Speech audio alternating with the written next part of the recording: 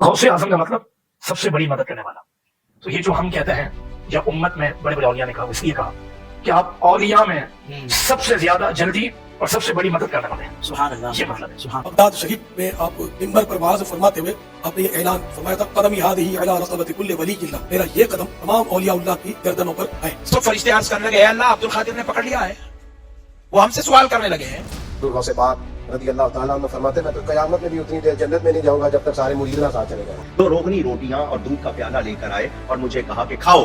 तो गौस पाक फरमाते हैं, मैंने कह दिया मैंने अल्लाह के लिए खाना पीना छोड़ दिया है। तो खिज़र अलैहिस्सलाम ने कहा, मुझे अल्लाह ही ने भेजा है, अल्लाह ही ने भेजा है। तो गौस पाक ने फरमाया, अगर आपने भेजा तो वो कहेगा तो खाऊंगा।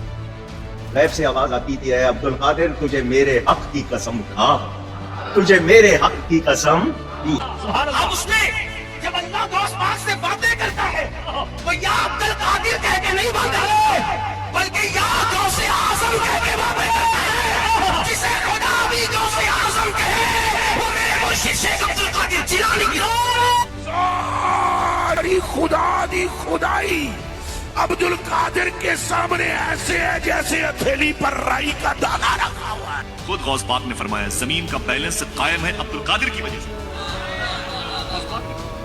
जमीन में ये जानवरों के थनों में जो दूध होते हैं ये अब्दुल कादिर की वजह से होते हैं। फरमाया गौसे आजम, जमीन पर जो बच्चे शिफा पाते हैं ये अब्दुल कादिर की वजह से। फरमाते गौस पाक, बता दो दुनिया वालों से, जिसको खुदा कहीं याद ना आए अब्दुल कादिर के जलसे में आ जाए। फरमाते गौस पाक, किसने ना देखा मदीने वाले को अब्दुल कादिर को देख ले। फरमाते हुजूर गौसे आजम सरकार, जिसको तमन्ना हो काबा देखने की अब्दुल कादिर का रोजा देख ले, दरबार देख ले। गौस पाक का हाल ये था कि गौस पाक का नाम कोई बेवजू लेता था तो वो मर जाता था। गौस वो वली है, काबा जिसके घर का तवाफ करने आता है। मुसीबत टाल देना काम किसका, गौसे आज़म का। शेख अब्दुल कादिर जिलानी कोई पैगंबर थे या खुदा? सही बुखारी 1341 के अंदर बयान होता है कि अल्लाह के रसूल सल्लल्लाहु अलैहि वसल्लम की बीमारी की वजह से ज़िंदगी के आखिरी अयाम चल रहे थे। आपकी तमाम बीवियां आपके पास जमा थी। हज़रत उम्मे सलमा और उम्मे हबीबा आपस में बातें कर रही थी कि जिस वक्त हम हबशा यानी मौजूदा इथोपिया के अंदर गई थी, वहाँ पर मारिया नाम का चर्च और वहाँ पर लगी तस्वीरें कितनी खूबसूरत थी। आप सल्लल्लाहु अलैहि वसल्लम ने यह सुनकर बीमारी की हालत के अंदर सर उठाया और फरमाया कि यही तो इन लोगों की खराबी थी कि जब इन लोगों के अंदर कोई नेक शख्स मर जाता तो उसकी कब्र पर दरबार बना देते, इसकी कब्र पर सजदे शुरू कर देते और इसके बाद इसकी तस्वीरें बनाना शुरू कर देते। ऐसे लोग अल्लाह की नज़र में बदतरीन मखलूक हैं। बुत परस्ती और शिरक की इब्तिदा हज़रत नूह अलैहिस्सलाम की कौम ने शुरू की थी और नूह अलैहिस्सलाम से पहले हज़रत इदरीस अलैहिस्सलाम ने 1000 साल तक तकरीबन अपनी कौम की तबलीग की। उनके ज़माने के अंदर कोई एक शख्स भी ऐसा नहीं था जो कि गुमराह हो। लेकिन इनकी वफ़ात के बाद इन लोगों के अंदर अगर कोई भी नेक शख्स मरता तो शैतान इनके सामने इंसानी शक्ल के अंदर आकर इन लोगों को कहता कि ये जो नेक शख्स मरा है इसकी पेंटिंग बनाओ ताकि इनको देखकर तुम्हें इबादत का शौक़ आए। अगर ये लोग ऐसा कर लेते तो इनकी अगली नस्ल से आकर कहता कि इस शख्स की मूर्ति बनाओ क्योंकि तुम लोग तो इतने गुनाहगार हो गए हो कि अल्लाह के सामने डायरेक्ट उससे दुआ मांग ही नहीं सकते, डायरेक्ट इसका सामना नहीं कर सकते, इसीलिए ये मूर्ति बनाओ और अल्लाह ताला से जो चाहे इसके वसीले से मांग लो। और इसके बाद इनकी तीसरी नस्ल को बताया कि ये बुत तुम्हारे खुदा हैं। लिहाजा आहिस्ता आहिस्ता हज़रत नूह अलैहिस्सलाम की कौम के अंदर बुत परस्ती इस हद तक बढ़ गई कि कोई एक शख्स भी आप पर ईमान ना लाया और इसी वजह से इस पूरी की पूरी कौम को तूफान नूह के बाद मुकम्मल तौर पर सफ़े हस्ती से मिटा दिया गया।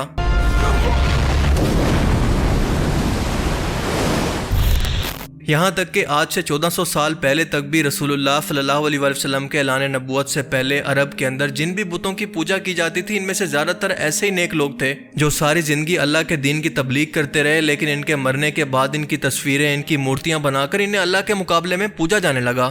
और इसीलिए अल्लाह के रसूल ने शिरक की इब्तिदा से मुतल्लिक बीमारी की हालत के अंदर भी उम्मत को खबरदार किया कि इंसानी फितरत के अंदर ये गुमराही कुदरती तौर पर शामिल है। कहीं ऐसा ना हो कि शैतान तुम्हारी इसी गुमराही का फ़ायदा उठाकर तुम्हें एक बार फिर से इसी तरह से बहका ना दे, क्योंकि शैतान का तरीक़े वारदात यह है कि यह बहुत ही सब्र के साथ आहिस्ता आहिस्ता नस्ल दर नस्ल शिरक व बुत परस्ती को किसी कौम के अंदर दाखिल करता है। और इसीलिए ज़्यादातर गुमराह कौमों के पास सिर्फ एक ही जवाब होता है कि क्या हमारे बाप दादा पागल थे जो इस दीन पर कायम थे, क्या उनको असल दीन का नहीं पता था। और आप देखेंगे कि ये इंसानी फितरत आज के इंसानों में भी अभी तक नहीं बदली, जिसकी सबसे अच्छी मिसाल अगर आप आज के दौर के अंदर देखना चाहें तो शेख अब्दुल कादिर जिलानी इसकी सबसे बेहतरीन मिसाल हैं। وہ اللہ کے ایک نیک بزرگ اور ولی گزرے ہیں، ساری زندگی اللہ کے دین کی تبلیغ کرتے رہے، لیکن ان کی وفات کے بعد جو شرک کا امپائر ان گمراہ قبر پرستوں نے ان کی کرامات اور فرضی و من گھڑت قصے کہانیاں گھڑ کر ان کے نام پر شروع کیا ہے، ان کی ذات کو رسول اللہ صلی اللہ علیہ وسلم تو دور اللہ کے مقابلے میں لا کھڑا کیا ہے۔ اور اب حالت تو یہاں تک ہو گئی ہے کہ اب باقاعدہ ان کا بت بنا کر اس پر پانی اور دودھ چڑھا کر ان کی باقاعدہ عبادت کی جا رہی ہے اور ان سے مدد مانگی جا رہی ہے، ان کے نام کی نیاز بانٹی جا رہی ہے، جیسے ہر سال عید الاضحیٰ کے موقع پر اللہ کے نام کی قربانی کی جاتی ہے، ان کے نام کی نماز پڑھی جا رہی ہے، جیسے اللہ سے نماز کے اندر مدد مانگی جاتی ہے، بالکل اسی طرح سے نماز غوثیہ کے اندر بھی شیخ عبد القادر جیلانی سے مدد مانگی جا رہی ہے۔ جو اللہ کی خصوصیات قرآن پاک کے اندر بیان ہوئی ہیں وہی ان قبر پرستوں نے شیخ عبد القادر جیلانی سے منسوب کر دی ہیں، اور یہ شرک آج دین کے نام پر زہر کی طرح نوجوان نسل کے ذہن کے اندر انجیکٹ کیا جا رہا ہے۔ مثال کے طور پر ان کی طرف یہ جھوٹ منسوب ہے کہ میرا قدم تمام اولیاء کی گردن پر ہے۔ اب آپ مجھے بتائیں کہ اللہ سے ڈرنے والا کوئی نیک شخص کبھی اتنے تکبرانہ جملے بول سکتا ہے جس کے اندر وہ یہ کہے کہ رسول اللہ کے بعد حضرت ابو بکر، حضرت عمر، حضرت عثمان اور حضرت علی کی گردن پر معاذ اللہ میرا پاؤں ہے، یعنی میری ولایت کے بغیر کوئی بھی شخص ولی اللہ نہیں بن سکتا، کیونکہ یہ وہ لوگ ہیں جن کے ولی اللہ ہونے کے اندر کسی کو کوئی شک نہیں۔ اور تو اور جب غوث پاک رحمۃ اللہ تعالیٰ علیہ مدرسے پڑھنے جایا کرتے تھے، اچھا، تو فرشتے انہیں چھوڑنے جایا کرتے تھے۔ آدھی امت کو جس کے صدقے میں بخشا جائے قیامت کے دن، وہ کون؟ یہ غوث پاک۔ کیا غوث پاک رضی اللہ تعالیٰ عنہ قیامت میں کام آئیں گے؟ یقیناً۔ اسی لیے ولیوں کا دامن مضبوطی سے پکڑو، نہ سعودی کام آئے گا نہ یہودی، اگر کام آئے گا تو اللہ کا ولی۔ اور اس دن سے ڈرو جب کوئی کسی کے کچھ بھی کام نہ آئے۔ مصیبت ٹال دینا کام کس کا غوث اعظم کا۔ حضور فریاد رس غوث اعظم رضی اللہ تعالیٰ عنہ فرماتے ہیں جو کوئی مصیبت میں مجھے پکارے، مجھ سے مدد چاہے، میں اس کی مصیبت کو اس سے دور فرماؤں گا۔ جب ماشاءاللہ سبحان اللہ، بیٹھ جاؤ، بیٹھو، کیا سمجھ رہے ہو؟ کہیں سے یہ غوث پاک کے ہاتھ میں ممبر، بیٹھو۔ یہ ناجائز نہیں ہے۔ عرس شریف میں 3 دن 4 دن آنا، پینیکونڈا میں رہنا، درکاروں کا صدقہ کھانا، بزرگوں کی چوکھٹیں چومنا، وہاں پھول کھانا، چادر چڑھانا، وہاں پر عرس شریف کی تقاریب میں شرکت کرنا، سندل کو لے آنا، خدا کی قسم یہی دین ہے، یہی اسلام ہے۔ لوگوں نے نہیں سمجھا ہے، جس کی وجہ سے جاہل قوم نے اس کو غلط سمجھ بیٹھا ہے۔ ان لوگوں نے یہ تمام شرک شروع کیا ہے وسیلے کے نام پر، اور یہ وسیلہ دراصل ہے کیا، ذرا اس کو بھی سمجھ لیتے ہیں۔ قرآن کریم کی سورہ المائدہ کی آیت 35 کے اندر وسیلے کا ذکر ہے، مگر کسی بزرگ کے وسیلے کا نہیں، بلکہ اس کا مطلب ہے نیک اعمال جو اللہ نے ہم پر فرض کیے ہیں، مثال کے طور پر نماز، روزہ، زکوٰۃ، حج، صدقات اور ہر قسم کے نیک اعمال۔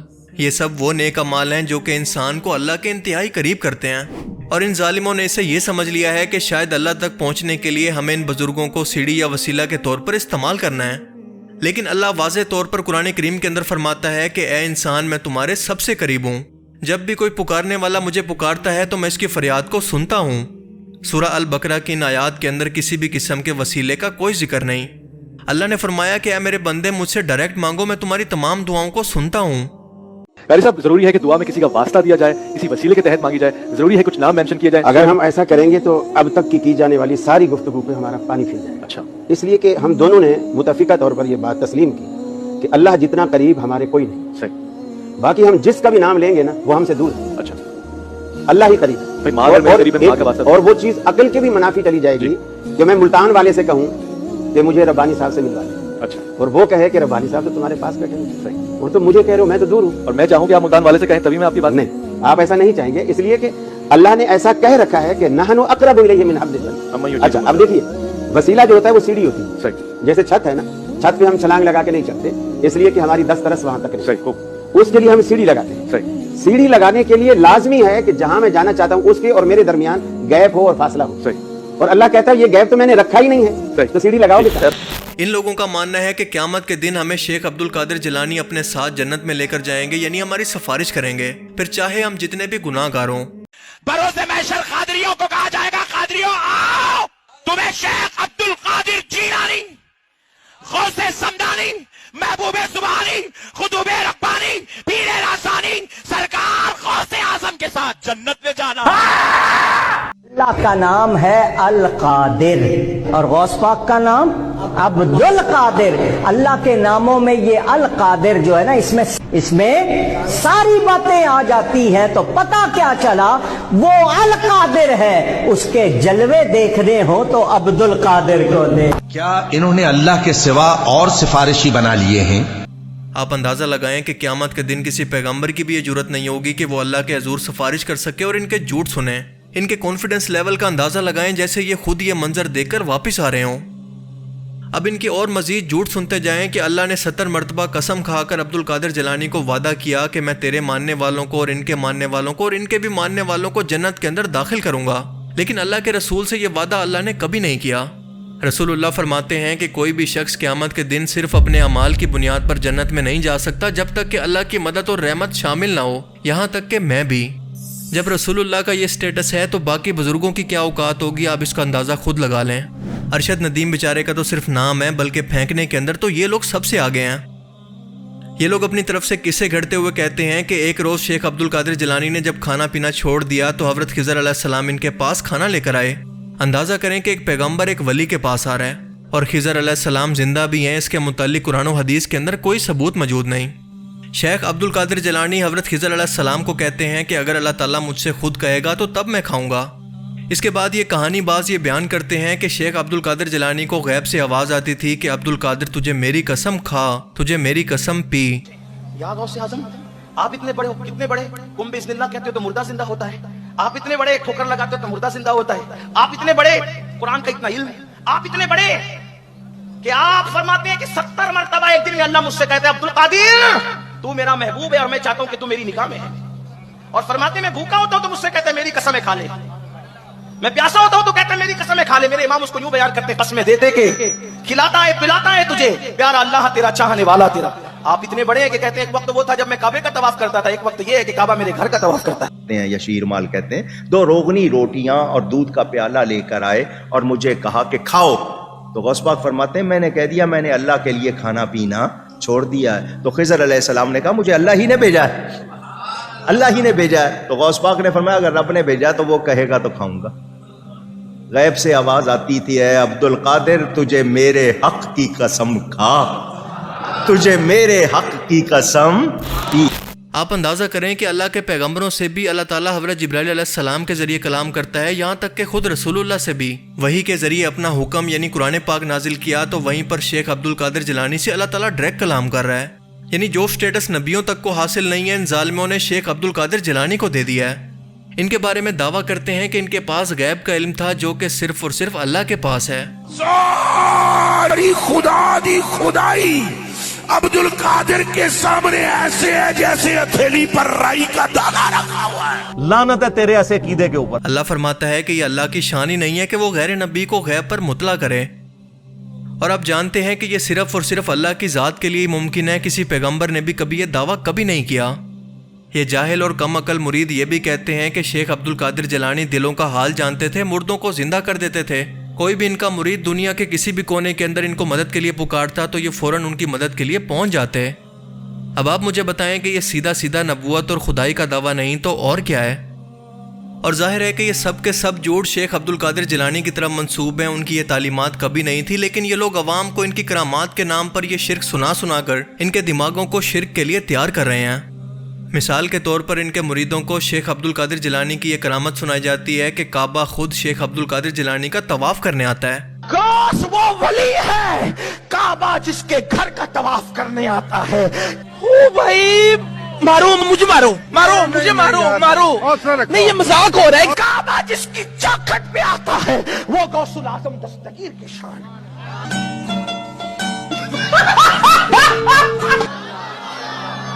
लोग कहते हैं क्या काबा भी आ सकता है? कौन है ये लोग? मैंने कहा मैं तुझसे बात ही नहीं कर रहा।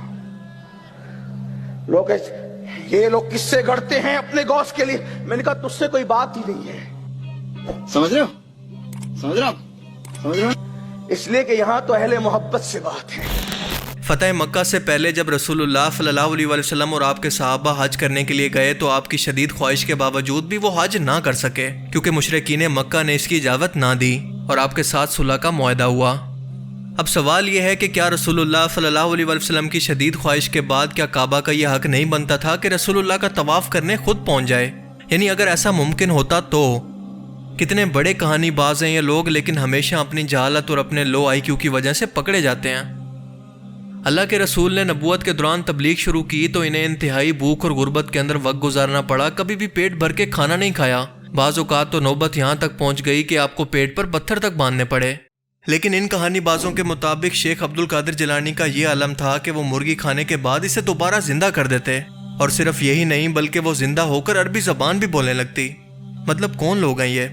کو دیکھا اور کہا اٹھ اللہ کے حکم سے انہی ہڈیوں میں سے تو مرغی زندہ ہو جاتی ہے۔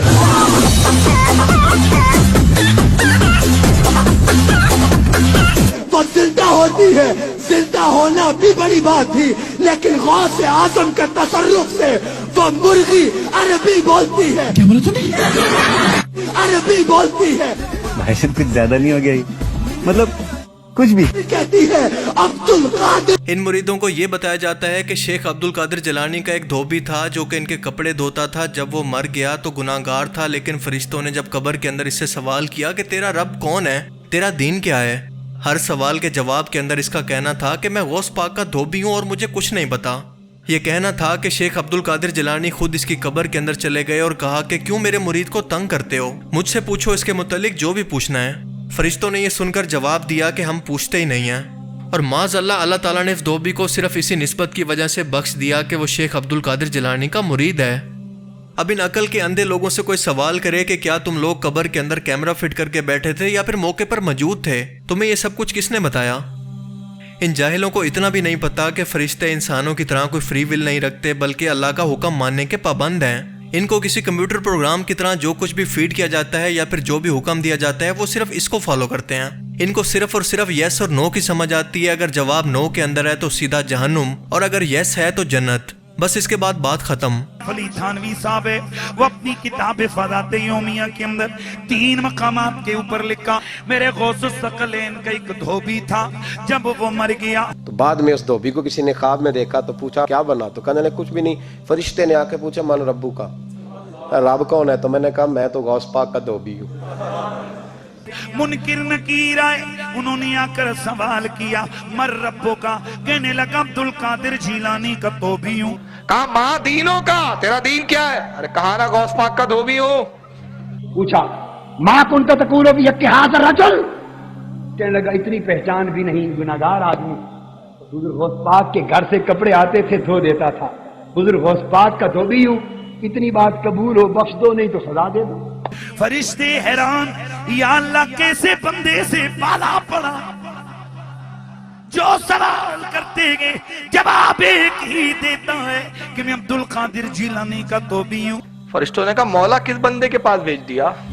اب تک 2 ہی بندوں سے واسطہ پڑا، ایک وہابی اور ایک سنی۔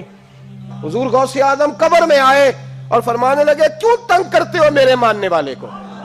فرماتے ہیں حضور غوث اعظم نے فرمایا مجھ سے پوچھو کیا پوچھنا ہے، مجھ سے پوچھو۔ فرشتے کہنے لگے ہم پوچھتے ہی نہیں، ہم پوچھتے ہی نہیں، عبد القادر جانے اور خدا جانے۔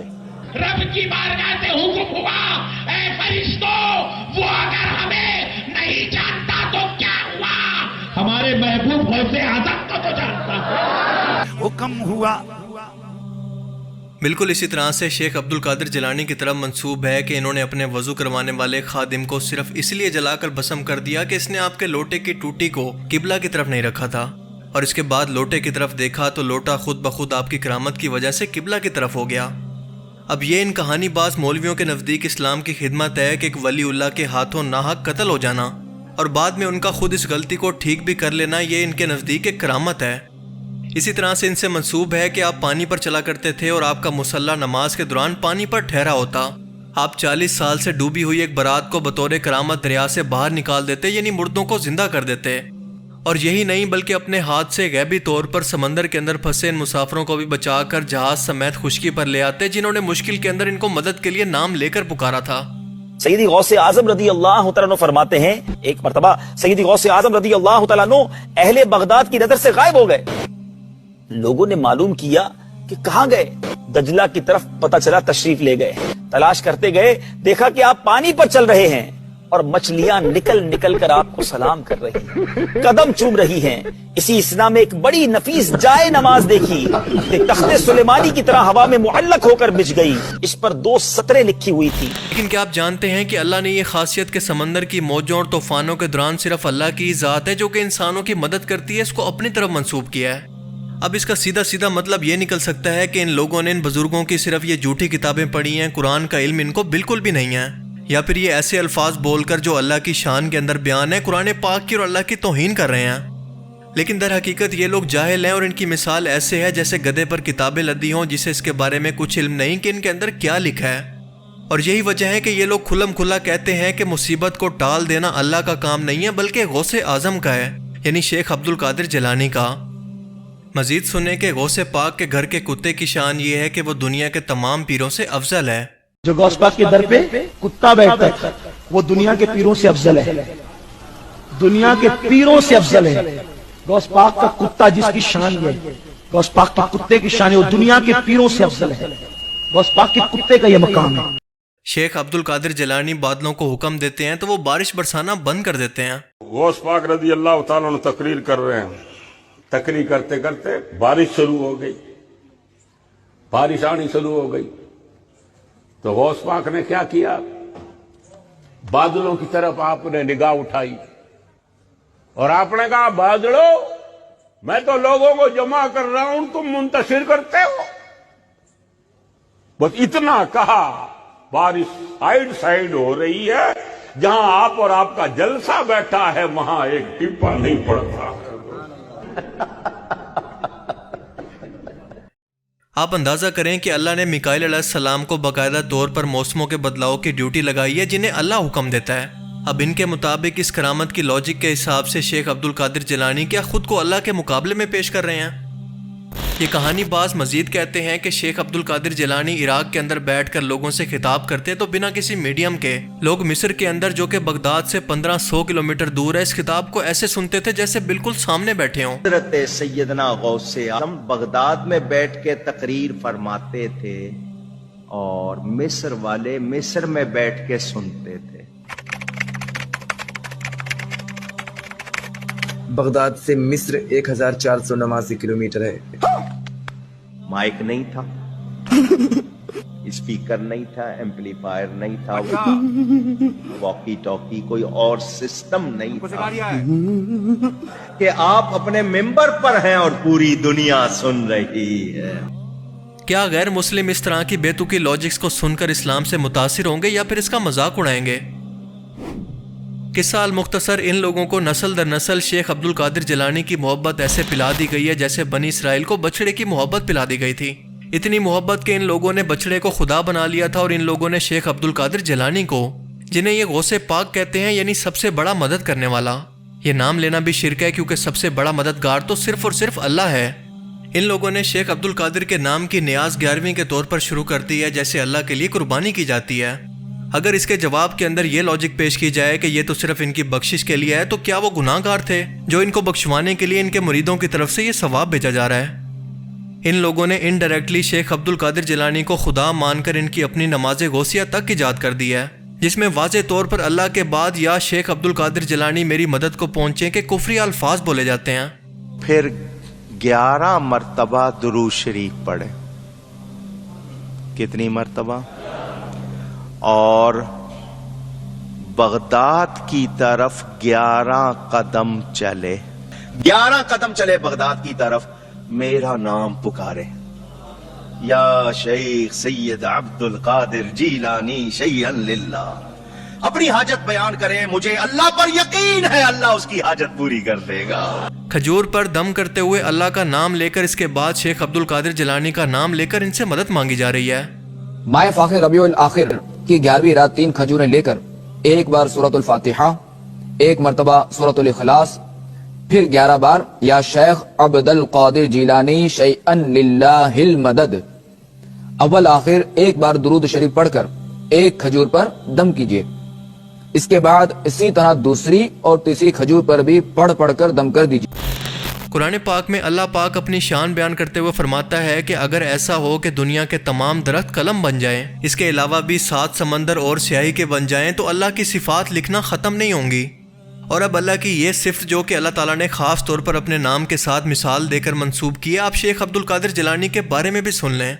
فرماتے ہیں مخدوم گنج بخش رحمت اللہ علیہ کہ اگر ساری دنیا کے جھاڑ کے پتوں کو، ساری دنیا کے جھاڑوں کے پتوں کو اگر ورق بنا دیا جائے اور ساری دنیا کے جھاڑوں کی ڈغالیوں اور شاخوں کو قلم بنا دیا جائے، پورے زمین والوں آسمان والوں کو غوث اعظم کی تعریف اور کرامات لکھنے پہ لگا دیا جائے، تو شاخ ختم ہو جائیں گی، پتے ختم ہو جائیں گے، مگر غوث اعظم کی شان و عظمت ختم نہیں ہوگی۔ اب مجھے یہ بتائیں کہ کیا دنیا کا کوئی بھی مسلمان اس بات پر یقین نہیں رکھتا کہ موت اور زندگی دینا اللہ کا کام ہے؟ اور اب ذرا یہ سنیں کہ یہ مینٹل کیس یہ کہہ رہا ہے کہ جس دن شیخ عبد القادر جیلانی سے کوئی مصافحہ کر لیتا تھا یا پھر مل لیتا تھا تو اس شخص کو کبھی بھی اس دن موت نہیں آتی تھی، اور لوگ اپنی زندگی کی ضمانت لینے کے لیے ہر روز ان سے مصافحہ کرنے آتے۔ استغفر اللہ۔ غوث پاک کا حال یہ تھا کہ غوث پاک کا نام کوئی بے وضو لیتا تھا تو وہ مر جاتا تھا۔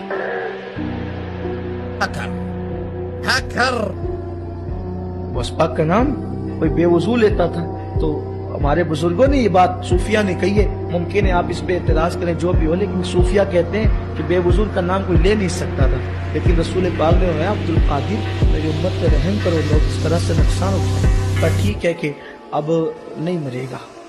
میں گالی نہیں دے سکتا، گالی نہیں دینا، فیملی دیکھتی ہے، ورنہ میں ایسے گالی دوں، ایسے گالی دوں نا، زندگی بھر یاد رکھیں یہ بڑے ہوئے۔ اب ذرا اور ایکسٹریم قسم کے خدائی دعوے سنتے جائیں کہ شیخ عبد القادر جیلانی نے ان کے مطابق کہا کہ زمین کا بیلنس میری وجہ سے قائم ہے، زمین پر جو بھی لوگ شفا پاتے ہیں وہ میری وجہ سے پاتے ہیں، زمین پر جو جانوروں کے اندر دودھ موجود ہے وہ میری وجہ سے ہے، جس کو خدا کہیں نہ ملے وہ عبد القادر کو دیکھ لے، جس نے کعبہ نہ دیکھا ہو وہ میرا روزہ دیکھ لے۔ خود غوث پاک نے فرمایا زمین کا بیلنس قائم ہے عبد القادر کی وجہ سے۔ غوث پاک نے فرمایا زمین میں یہ جانوروں کے تھنوں میں جو دودھ ہوتے ہیں یہ عبد القادر کی وجہ سے ہوتے ہیں، فرمایا غوث اعظم سرکار۔ زمین پر جو بچے شفا پاتے ہیں یہ عبد القادر کی وجہ سے، فرماتے ہیں غوث پاک بتا دو دنیا والوں سے جس کو خدا کہیں یاد نہ آئے عبد القادر کے جلسے میں آ جائے، فرماتے ہیں غوث پاک جس نے نہ دیکھا مدینے والے کو عبد القادر کو دیکھ لے، فرماتے ہیں حضور غوث اعظم سرکار جس کو تمنا ہو کعبہ دیکھنے کی عبد القادر کا روزہ دیکھ لے، دربار دیکھ لے۔ اب آپ بتائیں کہ اس کے بعد شرک اور کفر کی کون سی انتہا باقی رہ جاتی ہے؟ یہ اندھے مرید شیخ عبد القادر جیلانی کے دربار کو دیکھ کر ایسے جذباتی ہو رہے ہیں جیسے کعبہ کو دیکھ رہے ہوں۔ ایک غوث پاک کا روزہ نظر آ رہا ہے ماشاءاللہ، وہ لبیک یا غوث اعظم، لبیک یا غوث اعظم، لبیک یا غوث اعظم، لبیک۔ وہ مینار غوث پاک کی مبارک درگاہ کا ہے ماشاءاللہ، وہ جو مینار نظر آ رہا ہے آگے آپ کو پلر نظر آ رہا ہے ماشاءاللہ، سبحان اللہ، وہ غوث پاک کا روزہ، وہ سامنے دیکھیے بائیں طرف سفید رنگ کا اور اس کے بغل میں ہے، جواب دیجئے ماشاءاللہ لبیک یا غوث اعظم، لبیک، ہاتھوں اڑا کے جواب دیجئے ماشاءاللہ۔ یا شیخ عبد القادر جیلانی، یا شیخ عبد القادر جیلانی، لبیک یا غوث اعظم، لبیک یا غوث اعظم۔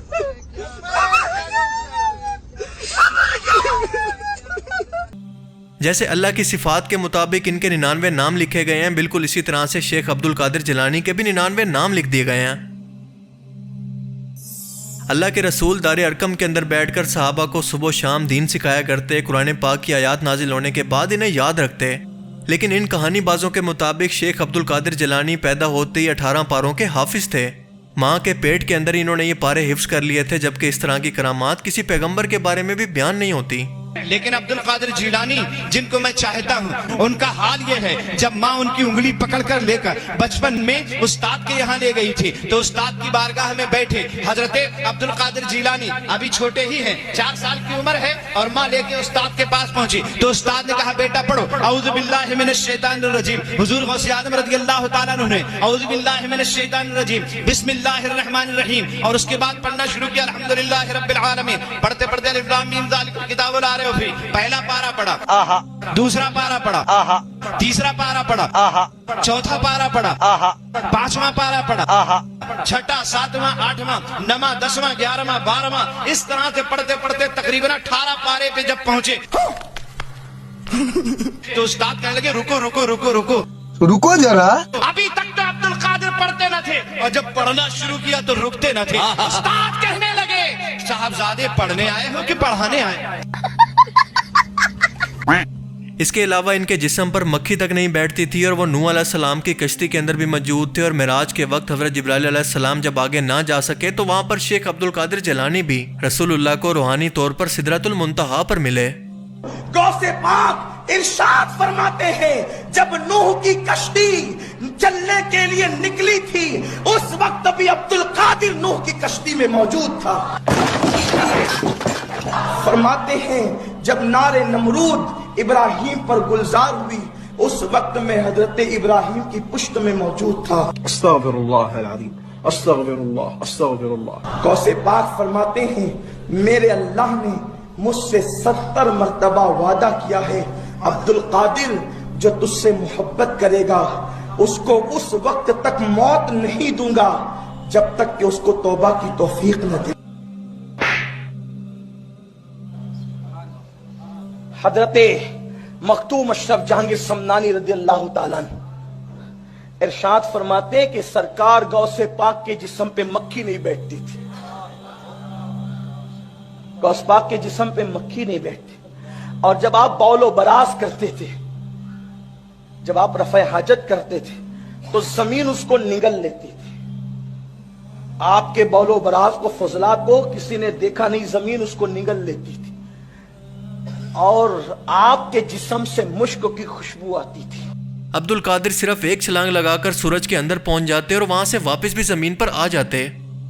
इन जाहिलों को ना सूरज के साइज का पता, ना सूरज की क्वालिटीज का पता और ना ये पता कि सूरज कितना दूर है। इनको साइंस की बेसिक का भी नहीं पता। कहने लगे अब्दुल कादिर जी अम्मी सवाल है मेरा बचपन से। कहा क्या? एक बात बताओ, मैं तुम्हें गोद में खिलाती थी लेकिन कभी कभी ऐसा होता था तुम छलांग लगाते थे तो किधर चले जाते थे? दूध पीने की उम्र में कहां जाते थे? मुस्कुरा के कहने लगे माँ जब छलांग लगाता था तो मैं सूरज के अंदर चला जाता था। माशाअल्लाह, सूरज के अंदर जो लाखों किलोमीटर दूर, लाखों मील दूरी से जला दे आदमी को। वो सिपाही कहते हैं मगर मैं दूध की उम्र में ना इसके अंदर चला जाता था। मुस्कुरा के कहने लगे बेटे अब्दुल कादिर अब भी जा सकते हो? कहने लगे माँ वो तो बचपना था, अब अब्दुल कादिर की जवानी है। वो बचपन था, अब जवानी है, क्या जा सकते हो? कहने लगे माँ अब सूरज में इतनी ताकत नहीं जो अब्दुल कादिर को अपने अंदर संभाल ले। शेर बे शहल सुन्नत का एक जुमला याद आ गया, क्योंकि मैं कभी कभी ना दलील की बात नहीं करता हूँ। हर वक्त दलील देना हमने ठेका नहीं ले रखा, उन्हें बैठ के समझाते रहेंगे, मानो मानो वरना भाड़ में जाओ। ठेका ले रखा तुम्हारा बैठ के हमने समझाने के लिए। बोले वो 12वीं कहाँ से साबित है? हमने कहा तू दिखा दे कहाँ लिखा है कि मत करो, दिखा दूं। बोले 11वीं कहाँ से साबित? हमने कहा वहीं से जाते तू हरामी साबित है, वहीं से 11वीं साबित। सुभान अल्लाह। अब उसमें जब अल्लाह गौस पाक से बातें करता है तो या अब्दुल कादिर कह के नहीं बातें, बल्कि या गौसे आजम कह के बातें करता है। जिसे खुदा भी गौसे आजम कहे वो मेरे मुर्शिद शेख अब्दुल कादिर जिलानी की। गौस पाक ने कितने साल तक ईशा के वुजू से नमाज फजर अदा फरमाई? तो 40 साल तक ईशा के वुजू से फजर की नमाज पढ़ेगा कौन? रहा और रब करीम के बंदे 40 साल तक ईशा के वुजू से फजर पढ़ के चले भी गए। ईशा के वुजू से सुबह की नमाज पढ़ लेते। 40 साल ईशा के वुजू से फजर पढ़ी। सैयदना गौसे आजम पैदा होकर वली नहीं बने, पैदा ही वली हुए हैं। आपने पैदा होते ही रोजे रखे, बड़ी मशहूर करामत, पूरे कस्बे में मशहूर हो गया था। हजरत शेख अली इब्ने हेती फरमाते हैं कि मैं 29 रमजान को आपकी बारगाह में गया तो मैंने देखा कि एक खूबसूरत जवान बड़ा सजा धजा था और बड़ा खुश था, तो वो जो है वो निकल करके जा रहा था। मैंने कहा हजरत कितना खूबसूरत है, कितना सज धज के है और कितना खुश है, कौन था ये? गौस पाक मुस्कुरा के कहते हैं वो ईद का चांद था, वो कोई इंसान नहीं था। वो कौन था? ईद का, वो ईद का चांद था। और मुझसे इजाजत लेने आया था, हजरत 29 को निकलना है कि 30 को निकलना है। मैं माजरत के साथ अर्ज करूंगा अगर किसी के जज्बात को ठेस पहुंचे, आप शेख अब्दुल कादिर जिलानी रहमतुल्लाह अलैह को नहीं पुकार सकते। और आप इन लोगों को देखकर परेशान बिल्कुल मत हुआ करें, क्योंकि अल्लाह के रसूल ने इस टाइम के बारे में फरमाया था जो कि सही मुस्लिम और सही बुखारी दोनों के अंदर मौजूद है, कि आपने फरमाया कि क़यामत उस वक्त तक कायम नहीं होगी जब तक मेरी उम्मत के कबाइल बुत परस्तों से जाकर ना मिल जाएं। इन लोगों के अंदर बिदात ऐसे दाखिल हो जाएंगी जैसे कोई बावला कुत्ता इन्हें काट जाए और इनके जिस्म के एक एक रेशे के अंदर ये बिदात दाखिल हो जाएं। लेकिन आपने फरमाया कि मेरी उम्मत का एक गिरोह हमेशा हक पर कायम रहेगा, वो गिरोह होगा ना कि कोई फिरका। और हम सभी लोग जानते हैं कि वो गिरोह हमेशा से वही है जो कि ये कहता है कि मुझे सिर्फ इस बात से गर्ज है कि कुरान पाक के अंदर अल्लाह का हुक्म मुझ तक क्या पहुंचा है, मेरे रसूल ने मुझे क्या तालीम दी। मुझे ये ना सुनाओ कि तुम्हारे बुजुर्ग बाबे क्या लिखते थे या फिर क्या फरमाते थे, मुझे इससे कोई गर्ज नहीं। और यही वो लोग हैं जो कि क़यामत तक हक पर कायम रहेंगे। बस आपको ये खालिफ दीन हासिल करने के लिए थोड़ी सी मेहनत करनी पड़ेगी, बिल्कुल इसी तरह से जैसे एक कपड़ा तक खरीदने के लिए आप कई दुकानों का विजिट करते हैं, हर तरह से इस कपड़े को चेक करते हैं और इसके बाद मुतमईन होकर इसको खरीद लेते हैं। बिल्कुल इसी तरह से दीन को परख कर या फिर कंपैरेटिव स्टडी करके हक तक पहुंचने की कोशिश करें, क्योंकि अल्लाह का वादा है कि जो भी हक और सच की तलाश के लिए निकलता है तो अल्लाह ताला हक के दरवाजे उस पर खुद ब खुद खोल देता है। अल्लाह ताला से दुआ है कि वो हमें इन गुमराहियों से बचाए और दीन की सही समझ अता करे। आमीन।